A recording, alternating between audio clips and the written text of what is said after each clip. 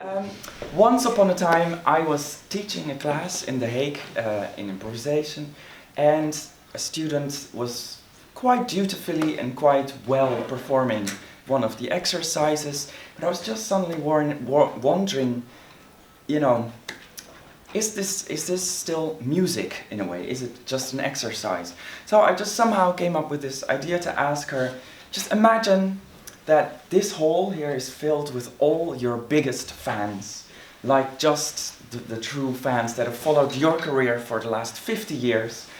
You're there as one of the Russian legends of violin playing, and you're coming here to play your last concert. Tickets sold out, $500 people have paid.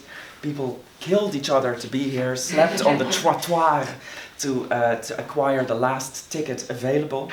And just imagine, it's an exercise, but actually this is your last song at this concert, everything went amazingly, and just perform this for us. And suddenly this mere exercise was transformed into a piece of music, but also her technique was much better, and her posture changed, everything changed, and the improvisation was on top of that also really amazing to listen to. So then I wondered, should I then just for every improvisation ask the students to improvise on a story that I have to get out of my shoe? And then thought, well, in a 2 hours improvisation lesson that might also get a bit boring. So then I thought, what else could I perhaps learn from storytelling besides just using this kind of story? I've started this research at the Conservatory in The Hague, but then it sadly got a bit thwarted into another subject. So this is a very preliminary result of things I've looked at. So feel free to comment or object or love or hate.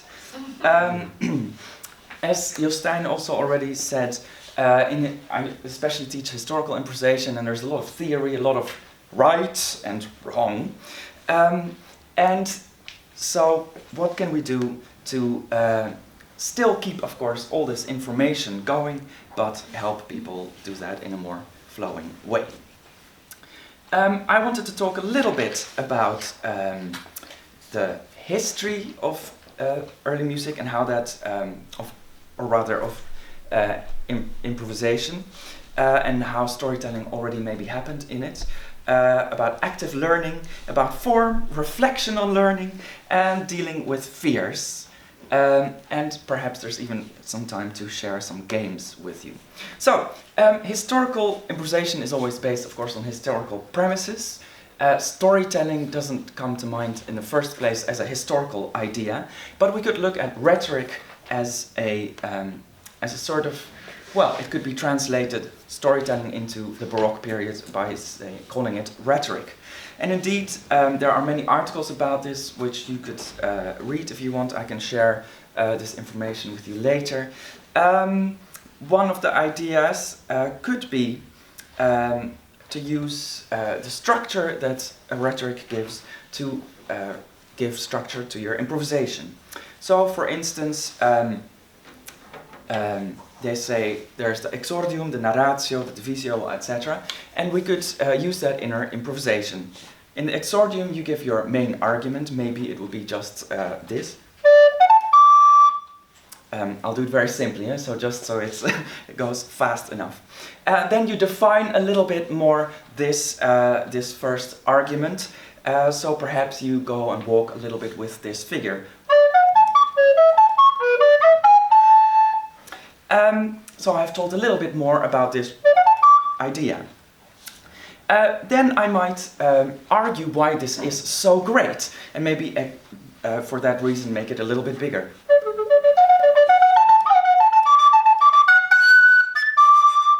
So I have said, well, this is my argument for why we should use this idea, because we can do that as well. But maybe there's also a counter-argument.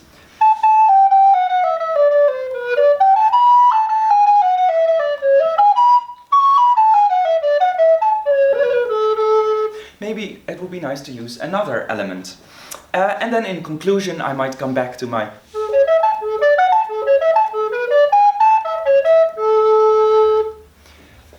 to my first idea. So that's what rhetoric could give us.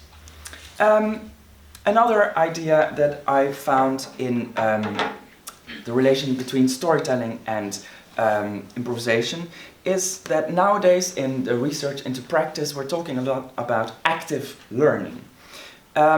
And so I found with our exercises, often they can be quite cerebral. Also, as Jostein said, you're thinking about which note comes next or which element has to come next.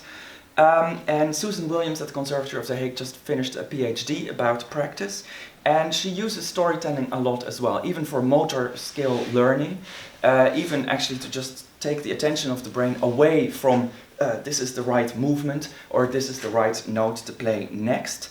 And her main idea is that in learning our mind should be creative and active. So often also in historical improvisation I notice myself in practicing, oh yeah, so I start on this chord 1, 3, 5, then next I do it again, now 3, 5, 1, then 5, and in a way it's a very technical approach, and that at some point the mind just goes a little bit numb. And finally, my idea for this is also, when we learn, we like to attach things to things we already know. So association is one of the best ways to learn. And since I have a little daughter, I know that even when a child is just 3 years old, the thing that they love most is to tell you a story. And I think we are all able to tell a story.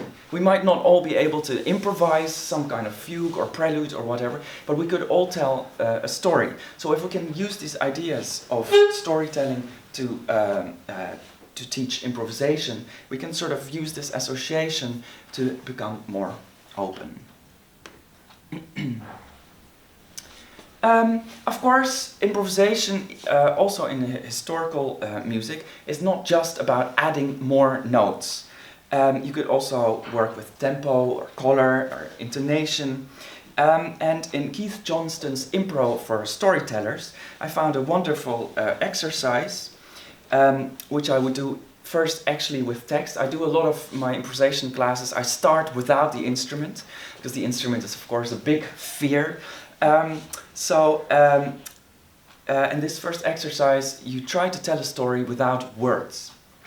It's sometimes called the Gibberish exercise. Perhaps Jostein, you could say something in Gibberish, tell a little story. So Gibberish, that would be... Gibberish is blah, blah, beep, beep, blah, beep, beep, something like this. So, how long? 10 seconds? 10 seconds, yeah, that's great. Mm-hmm. Alright then, here we go. Kubaba, Nanan Uatarapanana. Banana, Yukaparano, Azama, Matera. Great. So this is really fantastic. Thank you. In the exercise, the next option is to have a translator. So as soon as you stand to someone like Sarah could say, well, he just said, I really want to know how to get to Tokyo. And the next step could then be, how could you translate that into a musical phrase? So we start with just blah, blah, blah, and we learn that intonation helps to make a phrase. Does the sound go up or down?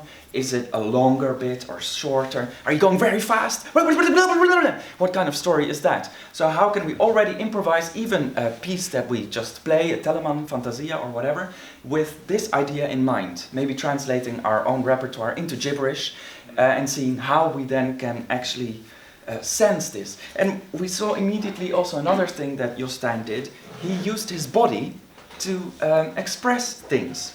And I think often when we start improvising and we're a little bit scared, we close ourselves down and we start being busy with just, oh yeah, the right notes, and oh my god, my teacher will think this is out of tune, and my lesson is next week. And so sometimes it's important then actually to use this expression from the gibberish with the physical body to also put that into our instrument and into our improvisation. Just, use the gesture that you want, even though your teacher might say it's wrong, to move that much. And also Susan Williams mentions this as one of the ways of practicing. So when you're singing a little bit of the music that you're trying to practice, without the instrument. You can also express it physically. Try to give every note that you're playing a certain gesture, so that physically in your mind you're also giving that more attention. And it's quite magical that when you've done that with a student afterwards, they're somehow playing it much better without ever touching the instrument. Yes. So for form, storytelling is of course one of the most obvious things. So one of the things that I've done is using it for a variation form. Of course, variation forms are used from very early on till very modern times, so it can be used in many ways. To play one, just the melody first in a normal way, and then actually stop and say, the next variation is going to be like this. And then we do it.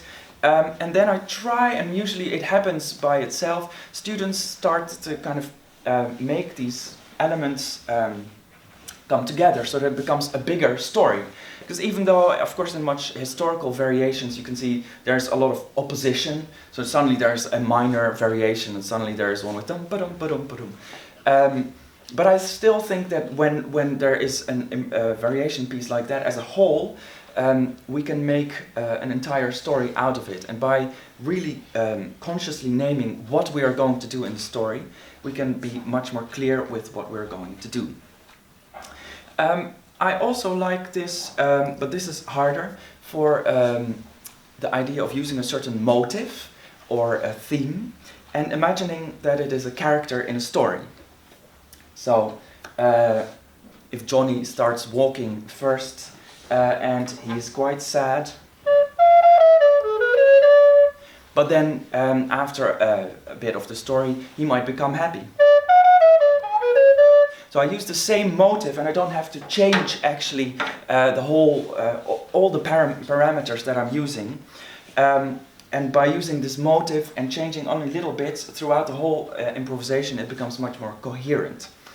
But it's interesting how easily a student kind of forgets the main theme or any material that we have used. As you also mentioned with these forms, it's very important that it's very simple, and that then actually you use the theme rather than adding more and more and more information to it. Also, in teaching sonata form, we could of course use two characters that go on a journey, get into trouble, and then come home afterwards. And time keeps going. I think a very important thing also is to use storytelling for reflection. So I read this book, Storytelling in Higher Education, and there they use a lot of ideas of reflection. Even when people go home, write down what they thought about their improvisation or how it's going, and come back into class and share these things. Of course, in a way, it shouldn't necessarily become a sort of shrink kind of type thing, but I think it's very important, and we can't underestimate also what Jostein sort of mentioned. Improvisation can be very traumatic in a way, and it's very scary, and we're suddenly throwing these very different people into a situation where they have to share a bit of themselves. And I think we should not overlook this idea of actually reflecting on it consciously, how that feels and how these, especially first steps, are processing.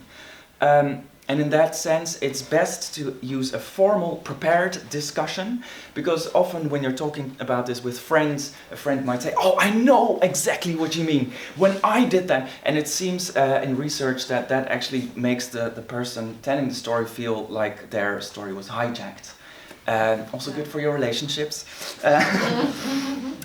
So it's very good to use a sort of formal situation where someone tells the story, and then you can discuss it, the story itself, but not go into your own experiences with this, unless someone, of course, specifically asks for that.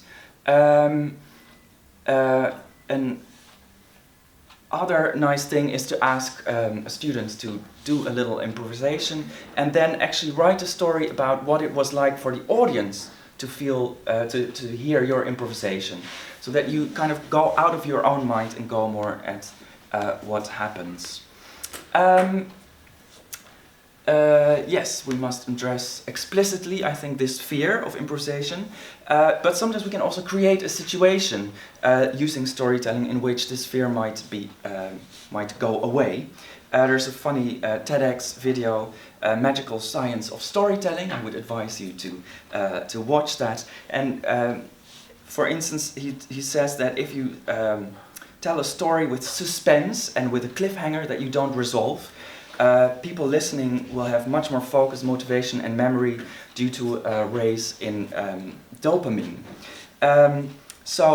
And also you can create trust and a feeling of safety by sharing a story in which people feel empathy for you. So I imagine one could start actually an improvisation class by just telling a story in which your own, as a teacher, your own improvisation went horribly wrong. And how that, how that was then hopefully resolved.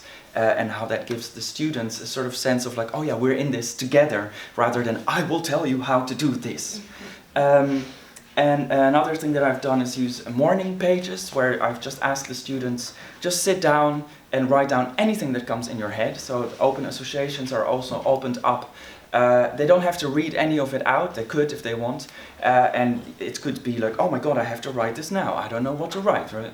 Sometimes that happens to people. But it's a nice way to kind of feel like safe and more busy with feeling okay, rather than just being, oh my god, I have to improvise right now.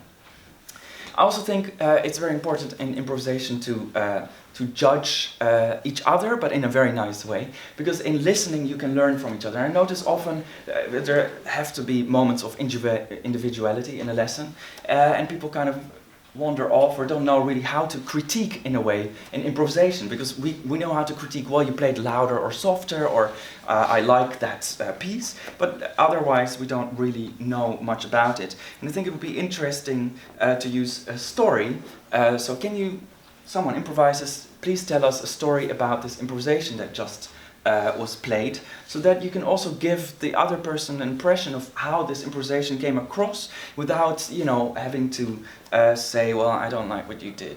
And then, of course, after that, you could then combine that with technical terms. Say, well, it was very exciting, and this character went on this journey because of this modulation or such and so.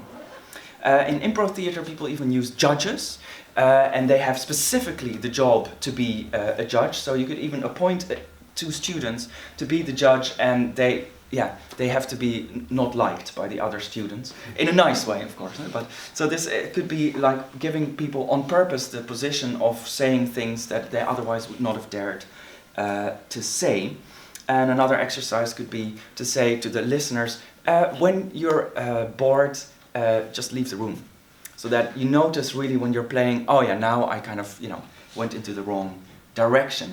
Because of course, as classical musicians, especially in Holland, we rarely get real feedback. You've done a concert, whether it's a 6-year-old, everybody is on their feet, standing ovation, or whether it's Daniel Barenboim or whoever, it's the same. So it's very difficult to know, does an audience like actually what you did or not. And Keith Johnston also writes about this.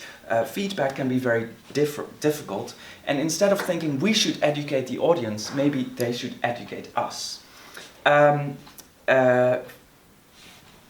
Because, for instance, also in improvisation theater, destroying the story, so if someone says, hey, I've got a nice fridge for you for your birthday, happy birthday, and they say, hey, that's a raccoon, then a lot of people will start laughing or a little bit chuckling, and people might think, oh, it's really funny to destroy the story. Also in improvisation, of course, sometimes people are doing, building up a nice improvisation and suddenly plays, but!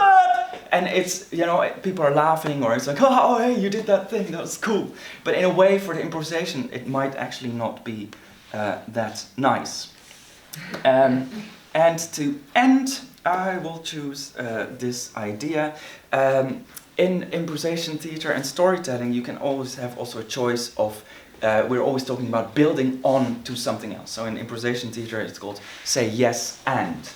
They always say, never say no. But actually, I think in music, that's not true.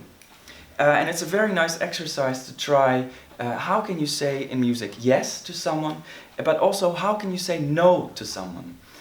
so that you can build a story in different ways, not just always yes, yes, yes, yes, yes, but also be a little bit the devil in the box.